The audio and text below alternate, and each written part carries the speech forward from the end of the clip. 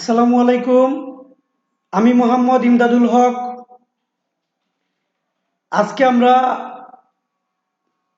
COVID-19 এর টিকাটা কিভাবে আমরা অনলাইনে রেজিস্ট্রেশন করে নিতে পারবো এই বিষয়ে খুব সহজেই আমরা রেজিস্ট্রেশন করতে পারবো অনলাইনে, এবং অল্প কিছু দিনের ভিতরে আমাদের জানিয়ে দিবে তারা যে কবে আমরা টিকাটা নিব এবং কোন জায়গায় নেব।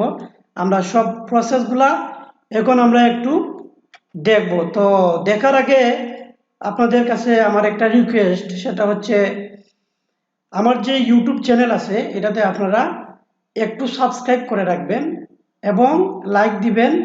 যদি আপনাদের ভিডিওটা ভালো লাগে আমার আমার সাথে থাকবেন। ওকে, থ্যাংক ইউ। তো গুগল ক্রোম ব্রাউজারে আসার পরে আমরা এই যে ইউআরএল অ্যাড্রেস বারে আসবো, এখানে আমরা সঠিক অ্যাড্রেসটা দেব। সুরক্ষা surokkha.gov.bd, তারপরে আমরা এন্টার প্রেস করব। ওকে, এন্টার প্রেস করার পরে আমরা সুরক্ষা অ্যাপসে চলে আসলাম, ওয়েবসাইটে চলে আসলাম। এখানে হোম পেজে আছি আমরা। ভ্যাকসিনের জন্য নিবন্ধন করুন। আমাদের কি কি লাগবে?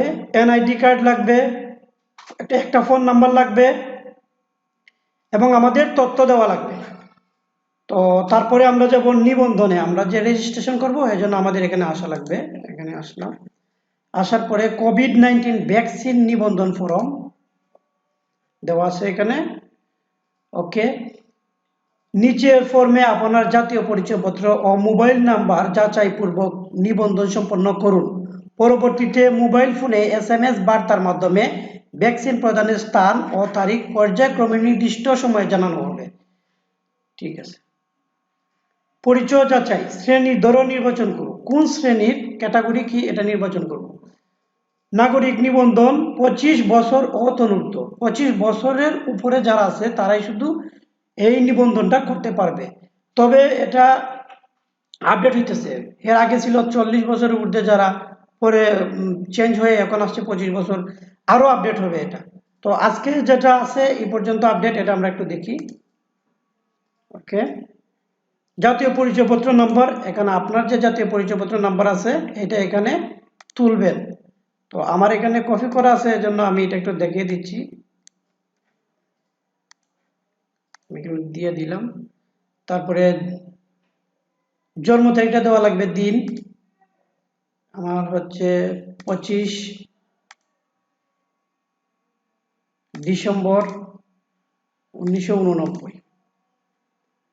তারপরে এখানে আসবো আমরা, এখানে আসে উপরে লেখাটি সঠিকভাবে নিচে লিখুন। সঠিকভাবে লেখা লাগবে, নাইলে সম্ভব হবে না। 36FWEB, তারপরে যাচাই করুন, এখানে আমরা ক্লিক করব। ওকে, নিবন্ধনকারী তথ্য, বাংলা নাম অটোমেটিক চলে আসছে, ইংরেজি নামও চলে আসছে। মোবাইল নাম্বারটা এখানে আমাদের দিতে হবে। মোবাইল নাম্বারটা, যার যে মোবাইল নাম্বার আছে এটা এখানে দেওয়া লাগবে। এখন দীর্ঘমেয়াদী রোগ অথবা কোমরবিডিটি, এই তথ্যগুলো আমরা দেব। উচ্চ রক্তচাপ, হৃদয় রোগ, স্ট্রোক আছে কি না, না, না হলে না। যারা যেটা প্রযোজ্য এটা দেওয়া লাগবে।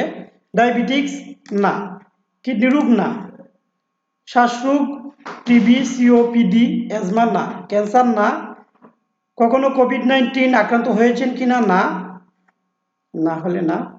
পেশা ও অন্যান্য, কোভিড-19 কাজের সাথে জড়িত না, গর্ভবতী মহিলা কি না। পেশা, কোন শ্রেণীর মানুষ, কোন পেশার মানুষ দেওয়া লাগবে। যেহেতু উনি একজন মহিলা, উনি হলেন গৃহিণী। বর্তমান ঠিকানা, যে ঠিকানায় ভ্যাকসিন গ্রহণ করতে ইচ্ছুক। বিভাগ দেওয়া লাগবে, প্রথমে সিলেট, তারপরে জেলা সুনামগঞ্জ, উপজেলা সুনামগঞ্জ সদর, ইউনিয়ন সুরমা, ওয়ার্ড নাম্বার 2, গ্রাম, যে গ্রামের, এই গ্রামের নামটা লেখা লাগবে। যে কেন্দ্রে টিকা নিতে ইচ্ছুক, এটা নির্বাচন করা লাগবে। সুনামগঞ্জ 250 শয্যা বিশিষ্ট জেলা সদর হাসপাতাল, আমরা এটাতে দেব, এটাতেই সুবিধা। আমি শপথ করিয়া বলিতেছি যে এই ফর্মে বর্ণিত তথ্য আমার তথ্যাদি আমার জ্ঞান ও বিশ্বাস মতে সম্পূর্ণ সত্য। সংরক্ষণ দেওয়া লাগবে আমাদের। তারপরে মোবাইল নম্বরে একটা ওটিপি নাম্বার চলে গেছে, সেটা হচ্ছে ওয়ান টাইম পাসওয়ার্ড, এটা আমরা দেব।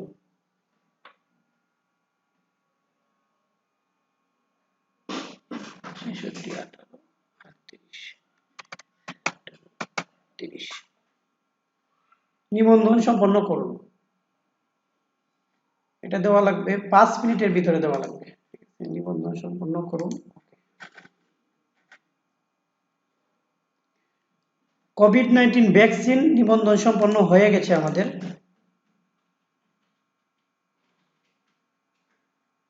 টিকা কার্ড সংগ্রহ করব। এখন কার্ডটা সংগ্রহ করার জন্য আবার জাতীয় পরিচয়পত্র নম্বর,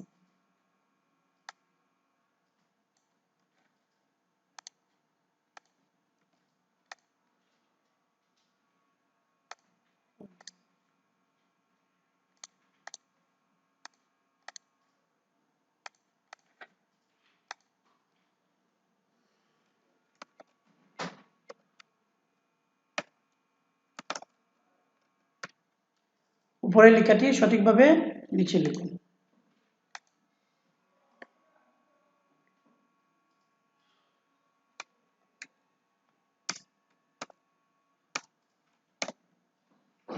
যাচাই করুন। আবারও ওটিপি নাম্বার চলে আসলো, 7979।